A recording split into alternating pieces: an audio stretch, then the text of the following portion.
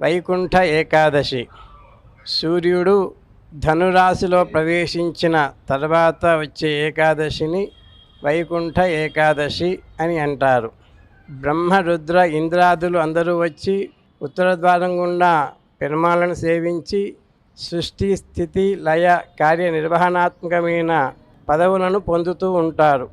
వైకుంఠ పద పూర్వాయాం ఏకాదశ్యాం ద్విజోత్తమాః ఉత్తరద్వారగమనే దేవస్య మధువిద్విషః దుర్లభం సర్వలోకానాం దర్శనం మోక్షదాయకం జన్మరాహిత్యమమలం ప్రాప్నోతి సువినిశ్చయః గరుడారూఢ విష్ణోస్తు సేవా మోక్ష ఫలప్రద అని ఉత్తర ద్వారం గుండా వచ్చేటప్పుడు పెరుమాళను సేవించే ముందు ఈ శ్లోకాన్ని మనం పఠనం చేస్తూ స్వామిని సేవించాలి.